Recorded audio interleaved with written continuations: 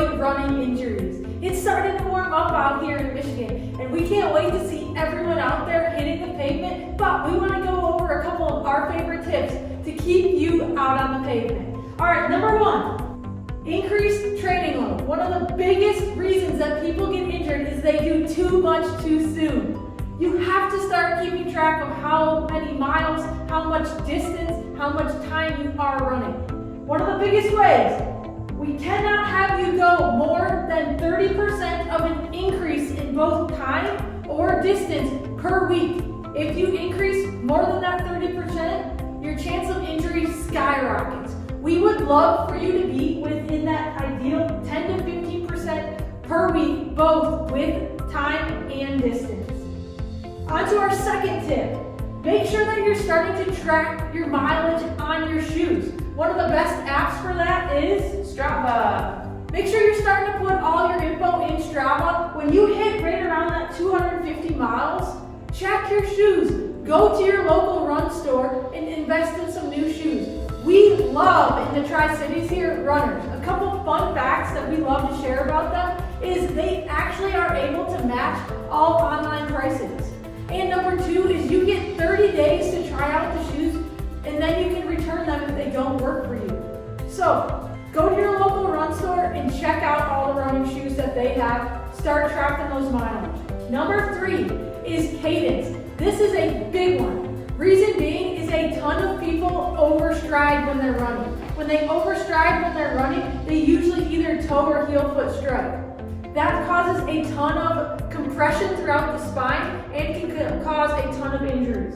So let's talk about that cadence. We want you to be between 160 and 180 steps per minute. What that does is it makes you mid-foot strike and cleans up a lot of that overstride, and it doesn't allow you to overstride. Britt's going to talk a little bit more about how to find the cadence and a couple of our favorite ways of tracking it with your watch.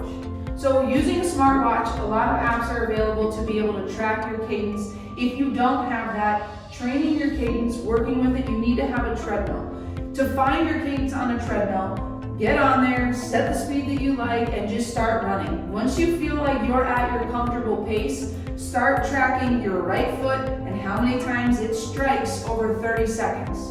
You get that number, you times it by 4.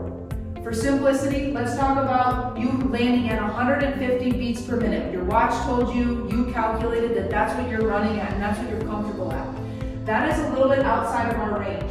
So in terms of working with this, what we want to do is take that 150, apply this same 10 to 15% principle. So we're going to add 10%. So that's going to be 150. We're going to add 15 beats per minute. That puts us at 165. Perfect. So to train your cadence, you want to do some interval work. To help you with that, we use a Tabata timer app, and that's an app you can download that helps you set a shorter work interval and then a recovery or a rest interval. Usually about 2 to 3 minutes on and then about 3 to 5 minutes off. Using that and a metronome is a device that helps you count how many beats per minute and you set it to what you want. So in this case, you're going to set it to 160 beats. You're going to be in your work interval in your Tabata timer and your music's going to be playing. So you're running on the treadmill, you have to train this on the treadmill. You set your speed and then you worry about your foot speed. If you do this outside, you will probably take off running a lot faster than you planned on it, and that is not going to have that same effect in fixing your cadence. So on the treadmill, you run with the metronome beeping or flashing, and you're keeping track of those quickness in your steps. You're at 165 steps per minute, 2 minutes goes by, and then when you hit that next rest interval, turn off the metronome and just run freely. Don't think about it. You need to progressively overload your muscles to get used to this increased cadence. So when you're doing this, you have to be on a treadmill to train it, but eventually you can start doing it outside. Going outside, use a Spotify playlist. They have 165 cardio beats per minute or 170 or whatever it is that you want to be. There are playlists out there that you can follow along on. Next, let's talk about a warm-up. All right, getting out of bed and taking off down the road is shortchanging yourself. You need to protect yourself. Let's do a little bit of a warm-up, get you from that rest state to your race state. First, let's start with a foam roller. Using a foam roller to stretch out through the quads, the glutes, the hamstrings, your calves. Just get some blood flowing to your muscles. And then let's start to break down that running stride in a repeated movement. So you're gonna stand on one leg, you're gonna be working that standing leg glute, but then you're gonna be repeating a few motions, starting here by warming up that hip flexor. From here, then we're gonna do about 8 to 10 reps of the same motion, and we switch to the second one. Straightening the leg out, we fire up the quads, still working the hip flexor, getting a little bit of a stretch in your hamstring. 8 to 10 reps, then we extend back, warming up, activating your glute, stretching the hip flexor, and then you can go through that full cycle. 1, 2, 3, oh, feel the butt, last one. Incorporate that hamstring activation, and then cycle through all of those kind of linked together. After you do one side, 8 to 10 rounds of each piece, switch and go to the other one, okay?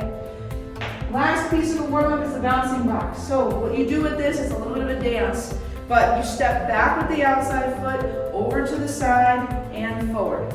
Back, side, forward. As you get this pattern down, you can start to bounce a little bit. And now what we're doing here is waking up the feet, the ankle, the knees, and the hip as a spring. And so when I talk about a spring, that is a natural ability of your body to load and unload and propel yourself forward.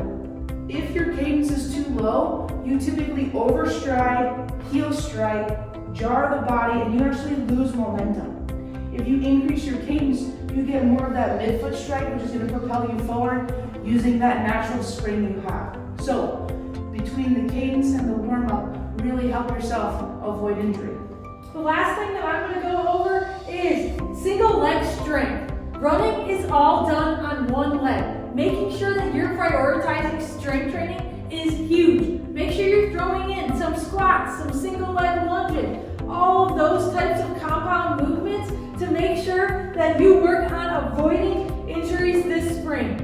If you or someone that you know has any sort of running injury, in our office we specialize in treating plantar fasciitis, IT band syndrome, shin splints, low back, neck pain. Any of those things, call us today, 989-686-6808, and let's keep you out on the pavement all summer